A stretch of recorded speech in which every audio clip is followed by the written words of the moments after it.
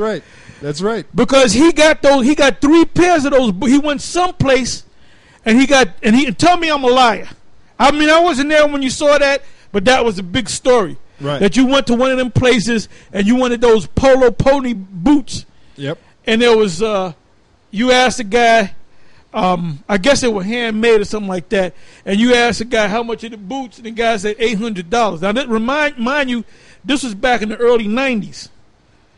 92, 93 maybe, 94. It's a good bit of money. I don't even think it was that late. So them same boots today, you better come up with about maybe $1,200 or more. Yeah. Come on. Anyway, he wanted 3 of them. I believe he wanted like a regular brown, and I think like a green, because that was one of your colors, green, and I think black.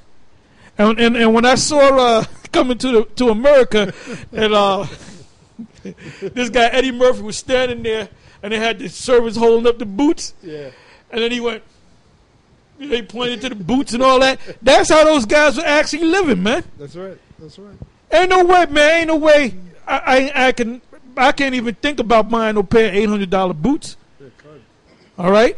Yep. Go ahead. Finish the verse. It says, "But they that will be rich fall into." Picture of Lahab with those Lahabian boots. Yep.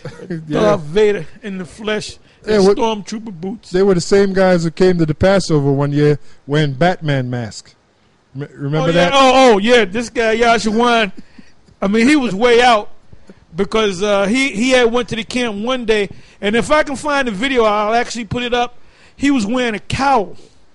You know what a cowl is? Yeah, a cowl is Batman. You know that Batman. That's a cowl. He was actually wearing a goddamn cowl, man. This guy's way the hell out. Yep. Yeah, that's right. Reading on, it says, "But they that will be rich fall into temptation and a snare, and into many foolish and hurtful lusts, which drown men in destruction and perdition." And they were all destroyed because what? They lost the truth. Yep, they lost the truth. And that's why this guy's coming back with Cornelius as an Edomite, and all the nations can be saved. Yep. And Mary. That's easy to break down, man, and bust up. That's something easy. That's a brother that been in among GMS for a year can deal with the madness that you're putting out. That's right. All right, go ahead. The 10th verse, it says, "For the love of money is the root of all evil, which while some coveted after, they have erred from the faith, and pierced themselves through with many sorrows." So you can't get around that. So now let's go back. Let's go back to and we didn't even let like a half a second go by. But anyway, let's see how long we can keep this video going. Before we get started, I want to ask you something so we can go ahead and clear the air. The main thing that a lot of people ask or say about you is that you went over to Christianity. I want to give you the chance to clear the air on that. No, I didn't go over to Christianity. I'm Christ-like. I'm a disciple of Christ, but I never considered myself Christian. I mean, the Bible said that if they first called the Jews that follow Christ Christians in Antioch, but Christianity today is a whole different ball game, a whole different doctrine. Yeah, I'm a disciple of Christ. So, are you still practicing Hebrew, or what are you? What do you mean, the language? Yeah, just give us a background of your faith, or who are you? Well, you can compare me to Paul. Paul was once he was a man of the law, okay, a Pharisee of all Pharisees. You know what I'm saying? He knew the law very well, and I think that I learned the law very well when I was in the Israeli school where I came from, my background. Yeah. But after Paul was stopped on the way to Damascus by Christ, and Christ asked him, "Why dost thou kick us against the pricks?" And he chose Paul to be a vessel, sent him forth to the Gentiles to preach the doctrine of Christ, or the doctrine of the New Covenant or New Testament. That's the same same road that I took. Okay?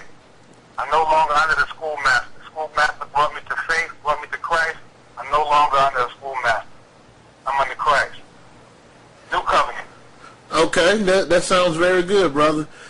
Give us a little background on how did you get started? How did you get the name Yashawan and the Saints of Thunder and becoming a general and all that? What did they pride themselves on? Give us some of the lessons. The law. It was basically the law of Moses. All right, we kept the laws of Moses. We kept and celebrated, or if you want to say, we commemorated the high holy days, which was from the laws of Moses, like the Passover and the Feast of Unleavened Bread and the Day of Atonement and the Feast of Tabernacles and the Sabbath Day. You know, we kept those rituals, which was ridiculous, and to show you how blind the Lord had me at that time, and a lot of other brothers today. If you were keeping those laws and those rituals and those high holy days, what happened to the sacrificial laws? All right, stop it right there. Stop it right there. Now, when the Lord left the scene, he went back into the spiritual world.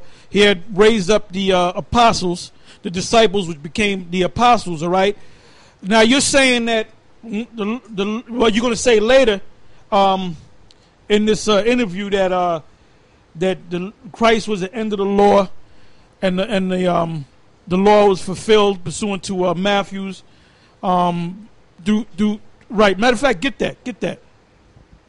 Matthew chapter 5, verse 17. Think not that I am come to destroy the law or the prophets. Now hold up. He just said, think not that I come to destroy the law or the prophets. That's what he said. Don't put it in your mind that I came here to do away with the law. You got to read. You got to get down and read, man. I remember years back when you were going into your thing and teaching your own little doctrine when you were still in the school, and REI had got you in there, man, and REI had said, look, you got to read it, man. You're not reading it right. And REI used to correct you a lot, man, because you were in your own spirit. You had pride in you, man. Go ahead, brother. It says, think not that I am come to destroy the law or the prophets. I am not come to destroy, but to fulfill. So does the word fulfill mean the end of the law? No. He have come to fulfill the law. Go ahead. Right. It says, for verily I say unto you, till heaven and earth pass, one jot or one tittle shall in no wise pass from the law till all be fulfilled.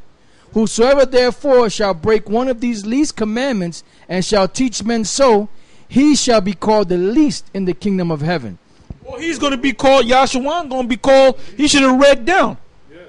Anybody that teaches that nonsense, what you're teaching, you're going to be the least in the kingdom. You're not going to be on the 12, or any of the 12 thrones judging the 12 tribes of Israel.